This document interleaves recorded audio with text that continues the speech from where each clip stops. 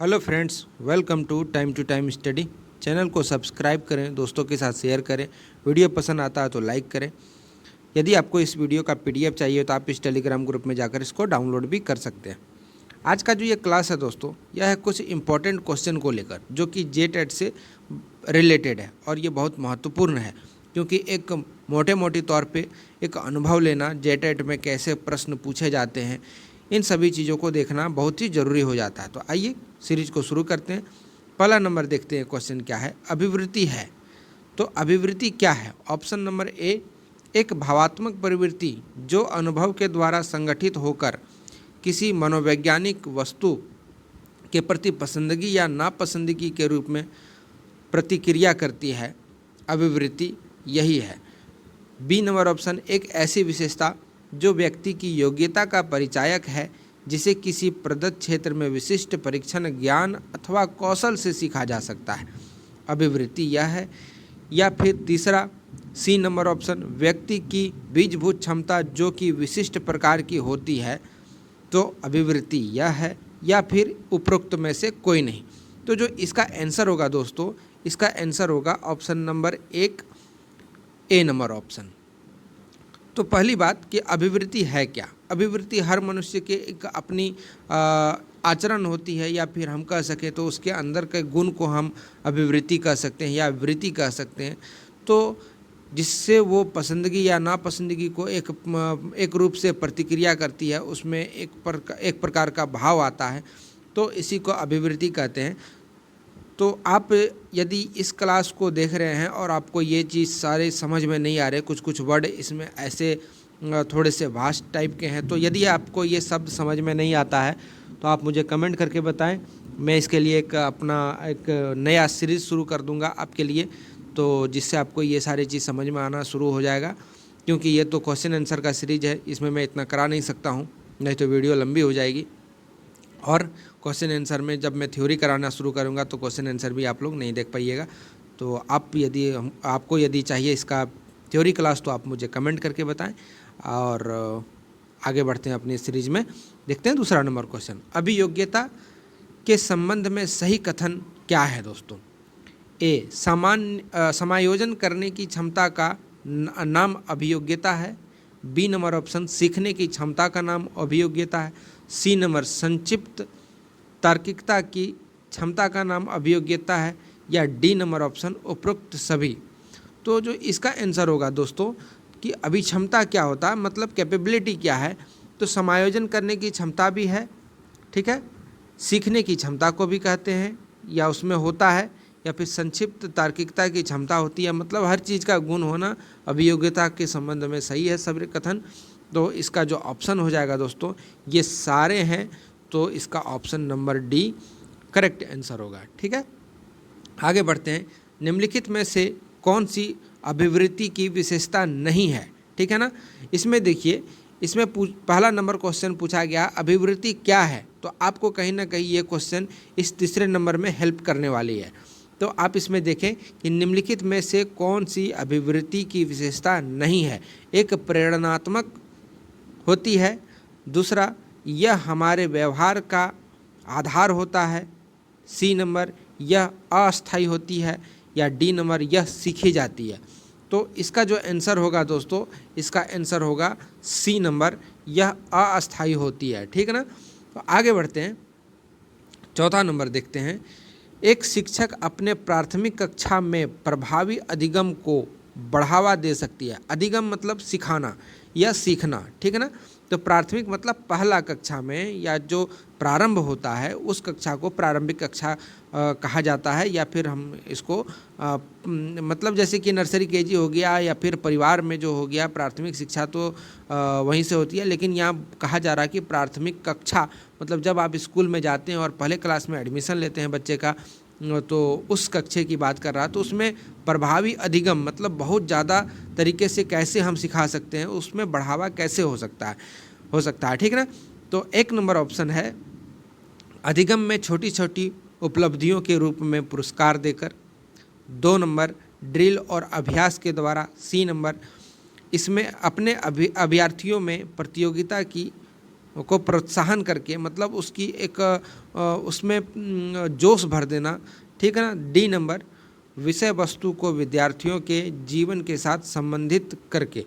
तो जो इसका आंसर होगा दोस्तों, इसका आंसर होगा ऑप्शन नंबर डी, क्योंकि जब तक हम विषय वस्तु को विद्यार्थियों के जीवन से नहीं जोड़ देते हैं तब तक अच्छे से अधिगम या फिर बच्चे अपने आप से सीख नहीं पाएगा। जैसे कि हिस्ट्री का क्लास चल रहा है, एक अपर क्लास की मैं बात कर रहा हूँ, हिस्ट्री का क्लास चल रहा है, तो हिस्ट्री के क्लास में मैं उसको सिखा रहा हूँ या कुछ भी पढ़ा रहा हूँ कि ताजमहल के बारे में, कि ताजमहल आगरा में है। तो आगरा में है तो कह देने से तो बच्चा सीख नहीं जाएगा, उसको तो बताना पड़ेगा कि आगरा कहाँ है, किस राज्य में है, भारत पहले क्या है, उसको भारत का मानचित्र दिखाना होगा। उसके बाद वो कहाँ रहता है भारत में, वो चीज़ दिखाना पड़ेगा। प्लस वो भारत में जो जहाँ रह रहा है वो किस राज्य के अंदर आता है, किस ज़िले के अंदर आता है, वो चीज़ दिखाना पड़ेगा। एक भव्य रूप से उसको उस चीज़ में इन्वॉल्व करना पड़ेगा, तभी उसको ये चीज़ ज़्यादा समझ में आएगी। तो कहने का तात्पर्य है कि विषय वस्तु को विद्यार्थियों के जीवन के साथ संबंधित करके, मतलब उसके साथ जोड़कर उसको पढ़ाने से उसमें जो है प्रभावी अधिगम को बढ़ावा दे सकते हैं इस विधि के द्वारा। 5वां नंबर देखते हैं, जब बच्चा कार्य करते हैं तो उसमें उबने लगता है, ठीक ना। उबने लगता है मतलब कि वो उससे मतलब बोरिंग होने लगता है कि यार अब नहीं करने का मन करता है, ठीक ना। ऐसे तरह की बातें कि जब बच्चा कार्य करते हुए उसमें उबने लगता है, तो यह किस बात का संकेत है कि बच्चा बुद्धिमान नहीं है, बच्चे में सीखने की योग्यता नहीं है, बच्चे को अनुशासित करने की ज़रूरत है, या फिर डी नंबर, संभवतः कार्य यांत्रिक रूप के बारे में हो रहा है। तो जो इसका आंसर सही होगा दोस्तों, यह होगा ऑप्शन नंबर डी, संभवतः कार्य जो है यांत्रिक रूप से बार बार हो रहा है, मतलब उसको समझ में नहीं आ रहा है, इसलिए वो उबने लगता है, ठीक ना। 6 नंबर क्वेश्चन देखते हैं, निम्नलिखित में से कौन सा सूक्ष्म गति कौशल का उदाहरण है? फुदकना, दौड़ना, लिखना, चढ़ना। तो इसका जो सही आंसर है दोस्तों, इसका आंसर है सी नंबर, लिखना। क्या है कि सूक्ष्म गतिक कौशल, क्योंकि लिखना जो है दोस्तों वो धीरे धीरे, बहुत ही धीरे, क्योंकि फुदकना हम लोग सीख लेते हैं, बच्चे लोग सीख लेते हैं बहुत, दौड़ना भी सीख लेते हैं, चढ़ना भी, क्योंकि बच्चे जब ये देखिए ये क्वेश्चन जो है दोस्तों, ये है कुछ चाइल्ड डेवलपमेंट का जो क्वेश्चन होता है उसमें आता है। तो परिपक्वता एक कह के टॉपिक है, उसमें ये चीज़ आती है। तो चढ़ना, फुदकना, दौड़ना, ये सब उस चीज़ का टॉपिक है। तो आप एक काम करें, यदि आपको ये समझ में नहीं आ रहा है तो आप हमारे प्लेलिस्ट में जाएं, वहाँ पे जेटेट का एक ग्रुप बना हुआ है या फिर एक बॉक्स बना हुआ है, उसमें जाएं, उसमें बहुत सारे वीडियो डले हुए हैं। तो उसमें से आप जाके उसका क्लास लें, और जब आप वो क्लास लेंगे तो आपको ये चीज़ अच्छे से समझ में आने शुरू हो जाएगी कि आखिर चढ़ना, फुदकना, दौड़ना ये सब सूक्ष्म गति क्यों ना है, बल्कि लिखना एक सूक्ष्म गति है। क्योंकि क्या होता है कि मसल जो है दोस्तों, बच्चे जब छोटे होते हैं तो वो उसका मसल जो है वो टाइट नहीं होता है, वो मजबूत नहीं होता है। इसके कारण उसके शरीर को, जैसे कि हम लोग एक न्यू बॉर्न बेबी को गोद में उठाते हैं तो उसके सर के पीछे भी हाथ लगाना ज़रूरी होता है, नहीं तो वो उसका क्या होगा कि सर पीछे की ओर चला जाएगा। क्योंकि ये इसलिए होता है कि बच्चे अपने गर्दन या अपने सिर के भार को अपने गर्दन पे नहीं रख सकता है, उसका मसल जो है दोस्तों वो मजबूत नहीं हुआ होता है। तो खैर ये सब चीज़ें जो है थ्योरी की है, आप उस क्लास को जाके करें और वहाँ से आप इसको समझ लें, तो आपको ये क्वेश्चन आराम से आप ये इसको हल कर सकेंगे। 7th नंबर क्वेश्चन देखते हैं दोस्तों, निम्नलिखित में से कौन सा सीखने की शैली का एक उदाहरण है? ठीक है, संग्रहण करना, तथात्मक करना, स्पर्श संबंधी, या चक्षुष। ये चौमे आकर दिया गया, मतलब दे दिया गया है, या आप उसको काट लें, चक्षुष होगा तो आप उसको करेक्ट कर लें। तो जो इसका आंसर होगा दोस्तों, इसका आंसर डी नंबर होगा, ये चक्षुष होगा, ठीक ना। आप इसको करेक्ट कर लें, इसका ऑप्शन नंबर डी, चक्षुष। 8 नंबर क्वेश्चन, शिक्षण एक प्रक्रिया है, शिक्षा जो है दोस्तों वो कौन सी प्रक्रिया है? शिक्षक द्वारा अधिगमकर्ता को ज्ञान के स्थानांतरण की प्रक्रिया है, अधिगम को निर्देशित करने की प्रक्रिया है, अनुदेशन देने की प्रक्रिया है या फिर शिक्षण अधिगम का सरलीकरण करने की प्रक्रिया है। तो ये कौन सी प्रक्रिया है दोस्तों? ये है आपका ऑप्शन नंबर डी, शिक्षण अधिगम का सरलीकरण करने की प्रक्रिया। क्योंकि हम यदि किसी को पढ़ाते हैं और उसको सरलतापूर्वक हम उसको नहीं समझा सकते हैं तो पढ़ाने का कोई मतलब नहीं होता है। तो इसलिए शिक्षण को एक सरल विधि से पढ़ाना एक मतलब कहे तो एक अच्छी प्रक्रिया होती है। तो इसलिए शिक्षण अधिगम का सरलीकरण करने की प्रक्रिया है। क्या शिक्षा एक कैसी प्रक्रिया है?